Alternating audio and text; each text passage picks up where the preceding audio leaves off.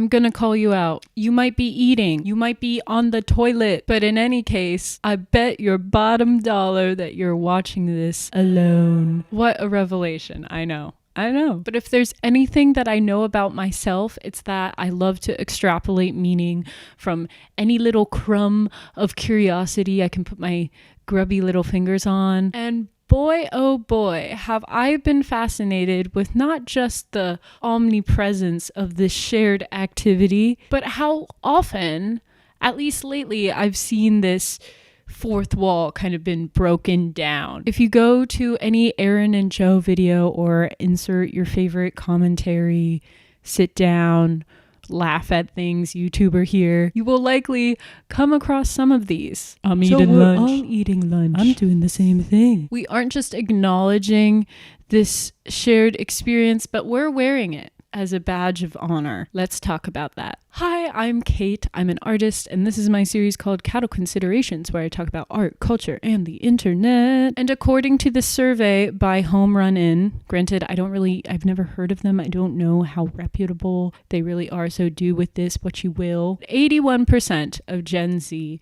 looks at their phone while eating. This survey was done in 2023 with 60% of millennials also recorded looking at their phone while eating. Interestingly enough, we also have 66% of Gen Z and 58% of millennials saying that they're staring at their phone while they're cooking. And I also, I wonder how much this accounts for people looking at recipe videos or watching Nara Smith videos. But it is interesting. It kind of reminds me, I'm not sure if this has happened to you, but I've been in a Lyft or an Uber multiple times where, just kind of in the periphery, there's just TikTok running or a video running or something like that. Or I city bike around the city all the time. I see people on their phones while on bikes. Very concerning. I couldn't find a lot of other stuff on this specifically, but there was also this study from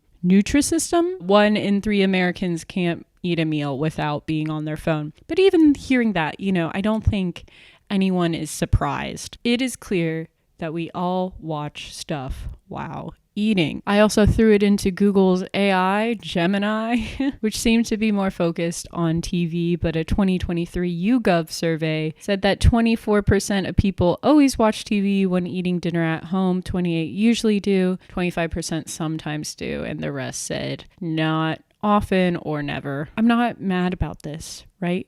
I do this. I just did this. I ate breakfast with a hilarious Aaron and Joe video, and it might have made my day. But there is something to be said about like the potential health effects, like maybe you pairing an activity with eating means that you're cueing eating more than what's intuitive whenever you sit down to watch something. You can also lose out on the opportunity to be bored, also the opportunity to connect with people around you if you're with people, and also just becoming dependent in some way. As someone who loves to talk about how tech Puritan conscious I am, I cannot tell you how many times I delayed beelining for the restroom because I was trying to find an article or video that was interesting enough to be worthy for the sit down ritual. And maybe that's kind of sad. Maybe I should just be able to go to the bathroom. And while we're talking about literal consumption of things and the actions we pair it with, we do see creators making these beautiful, delicious things from scratch. But on the other hand, we also feels like an absolute bombardment of meal delivery services. You can find a meal delivery service for just about anything. I just looked up like the weirdest delivery service out of curiosity.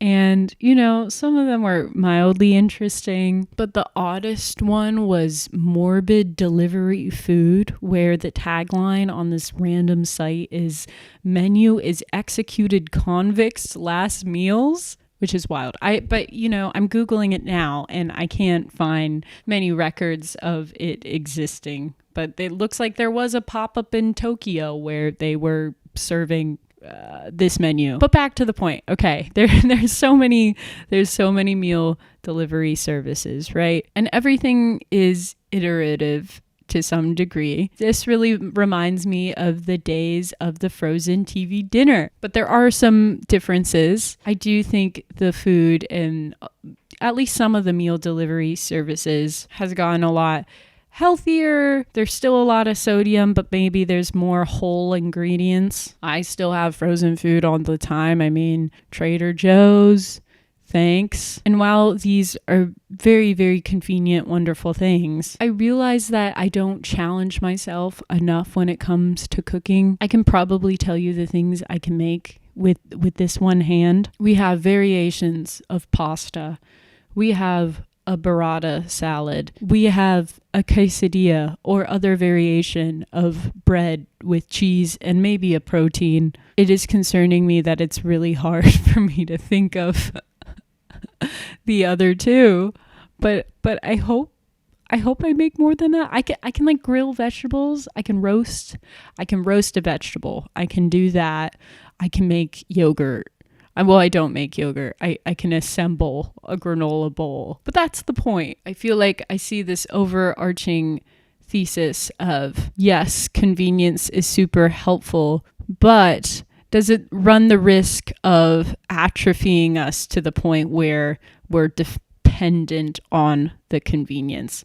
And maybe that's always been true. And I should learn more, and I should seek out that learning anyway, even if I am presented with all these modern conveniences. But on many levels, I won't, because I'm lazy, and I think our default nature is just to kind of go for the path of least resistance in most scenarios. And not everyone has the time to cook or the pleasure of having people around to converse while cooking or eating. Even when I think about it, whenever I'm working a job on site or whenever I was in school, I was totally the person who went to the library, or on jobs sometimes if there's an open area, I'll kind of just go off by myself because I prefer having a private space where I can recharge on my own, unless I'm with those few people who I feel really close to. Content might create a nice vehicle for you to have some me time. And I don't think there's anything inherently wrong with that. But one thing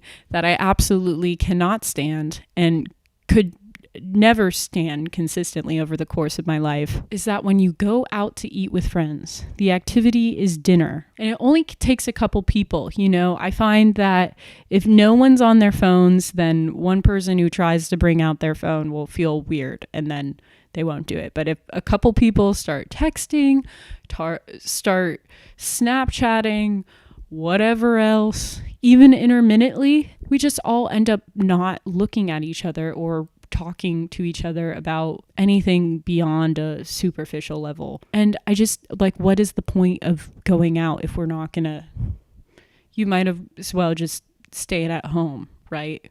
Should I send you an email? And it turns out there's actually a technical term for this. It's called phubbing.